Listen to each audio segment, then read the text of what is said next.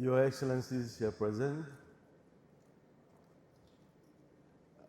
Your Royal Princess, the ever beautiful Erelu Fernandez, the MD of the iconic brand called Eco Hotel.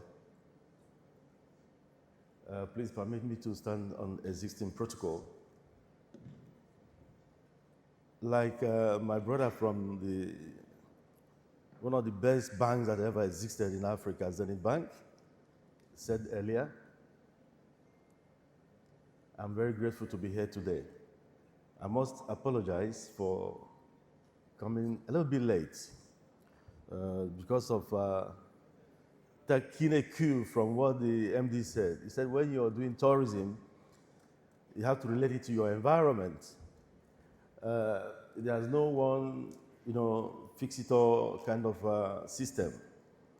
It has to relate to the environment you operate on. So, like Erelu said to me, how about the fights? You do a lot of fights to survive here. So you have to relate everything to your background, to your environment. Tourism is one area that has not been tapped in Nigeria. We are so dependent on the oil, but I tell you, the Caribbean nations, my sister here Juliet can attest to that. They don't have oil. They depend on tourism for their dependence. I doubt if Singapore has oil, but it's one of the greatest economies in the world. Nigeria has been so dependent on oil. Oil has turned to, has become an albatross of a kind, it's like a cause for us. Because we neglected so many other opportunities this country would have keyed into. And we become so dependent on oil with all the consequences for such decisions. Talking about tourism, I have to applaud Eco Hotel for what it has been to this country. You are the best.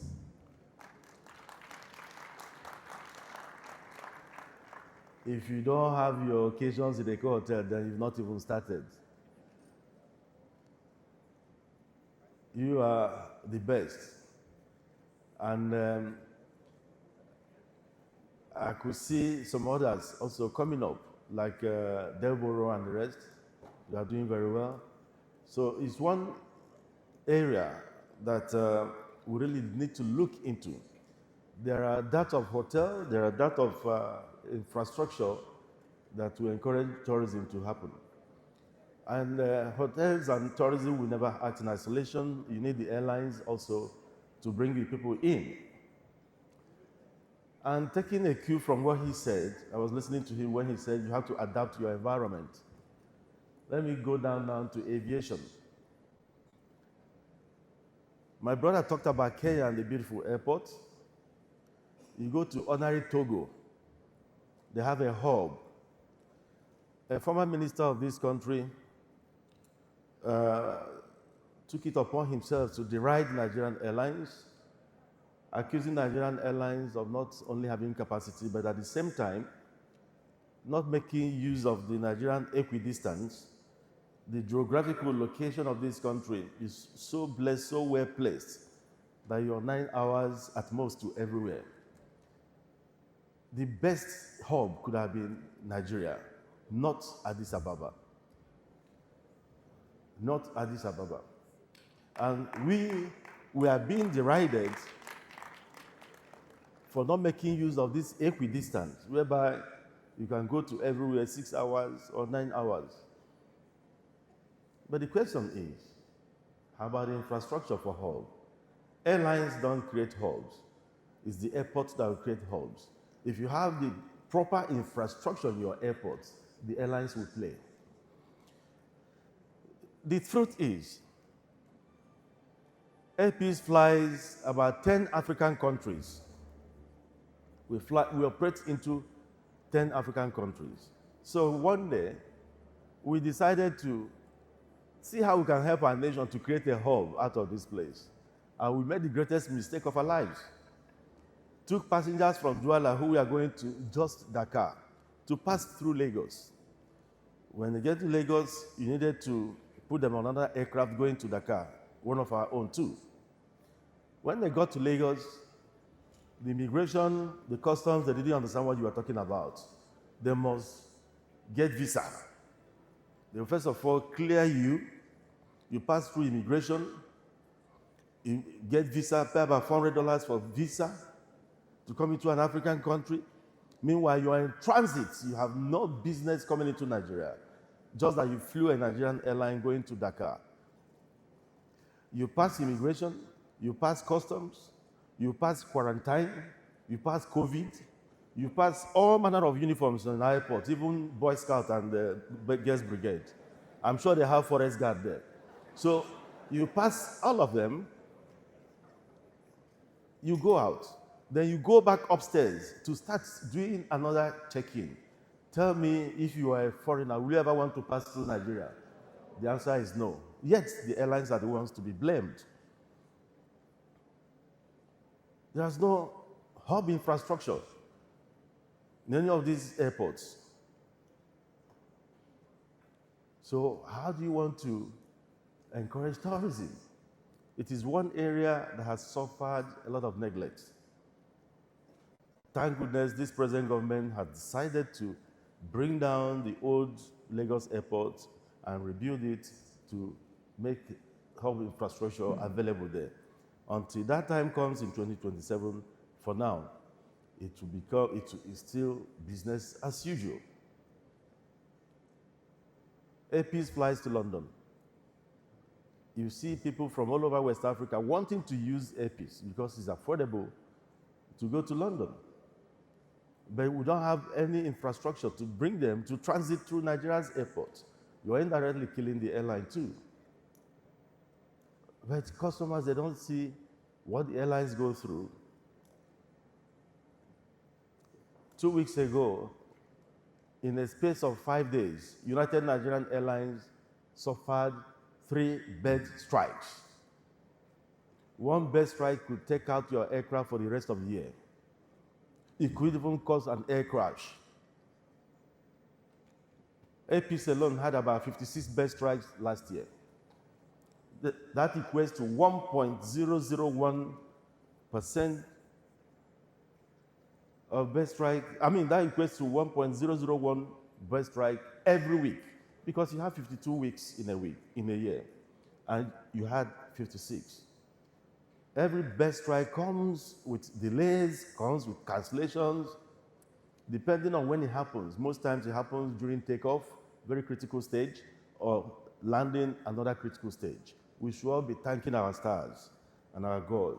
There's never been an accident. But instead of us to be grateful as a nation to God Almighty for what He's doing, all we do is to take the social media and rant as much as we can. No airline controls bird strike.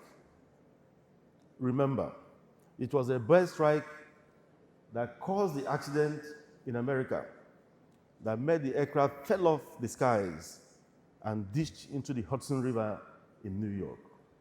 We have forgotten.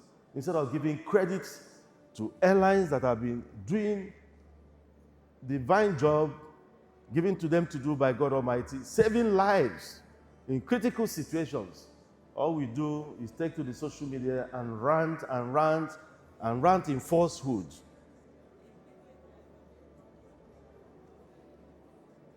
I'm talking about what the MD said about your environment, adapting to your environment. Yes, we are adapting to it.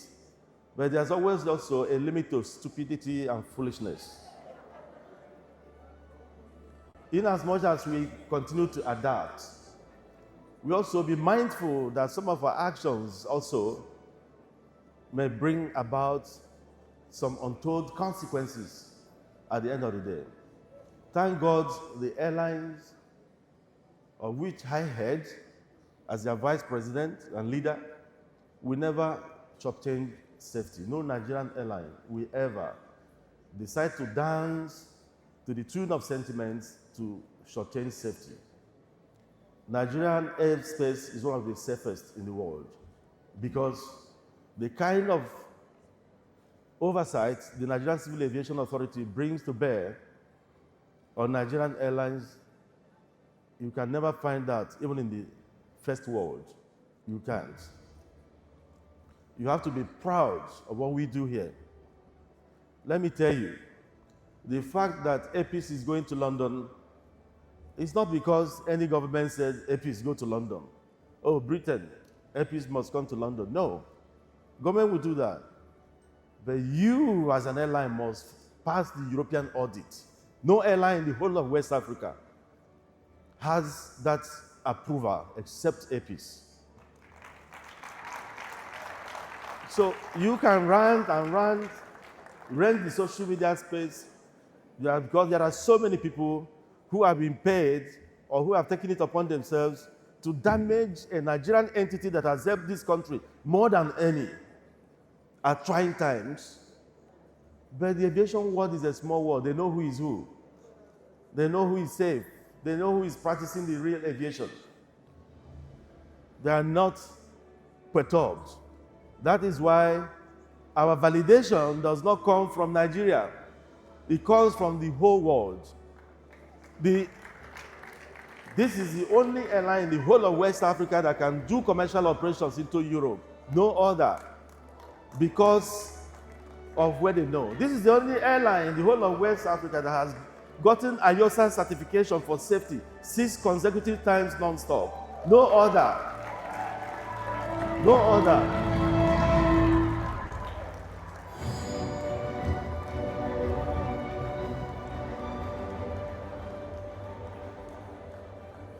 So we must begin to be proud of our own in this country. We are proud of what Eco Hotel has done. I'm not saying that everything is uhuru, everything. No, constructive criticism is allowed. But deliberate falsehood is sinful. The Israeli aerospace is the toughest aerospace in the whole world. Count and see how many airlines go into Israel. It's the toughest. For you to to go into Israel as an airline, commercial airline, it has to be through the skin of your teeth.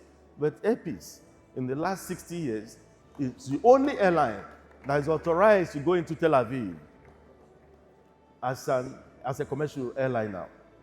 And we are doing that. Don't forget that I have flight phobia. It's not phobia. I have flight phobia, yes. I'm afraid of flying. And that is why we decided that we must do the best thing to ensure safety so I'll be able to fly. But it's not about APIS. It's about other Nigerian airlines. They need your support. These airlines are operating in a very hostile environment. We cannot talk about increasing tourism and supporting tourism by demeaning our own, by not appreciating our own.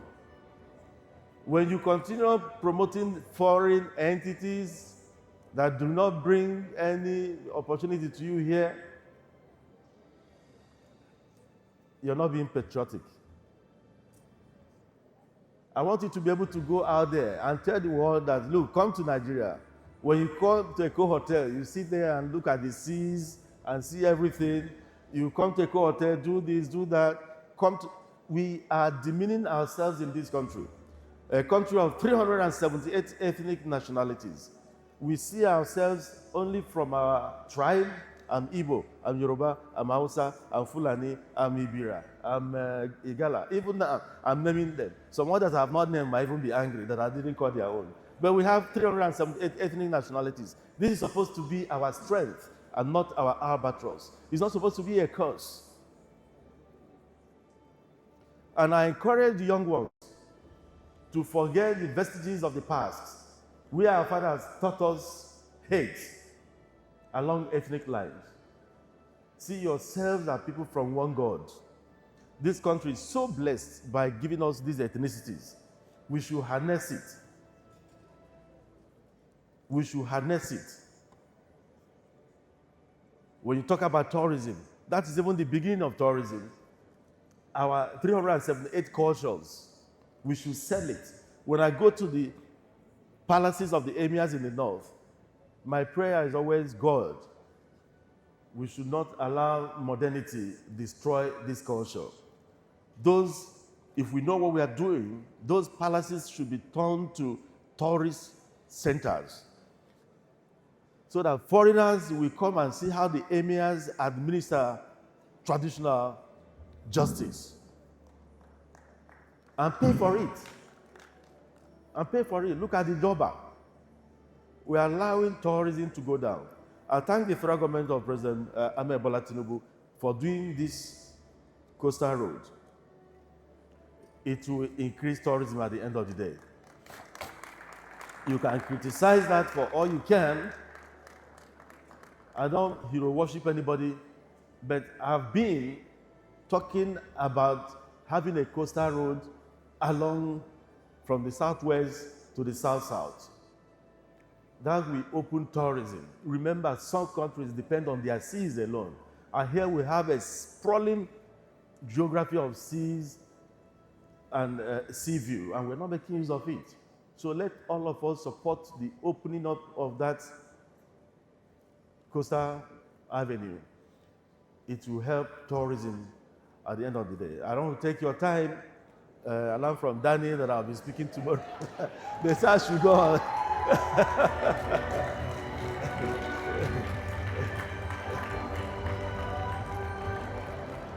So before I take my exit, please, I want you to love your country, love yourselves, love our nation. We are one, irrespective of the tongue we speak or the tribe we are known for. We are Nigeria. God bless my country. Thank you all.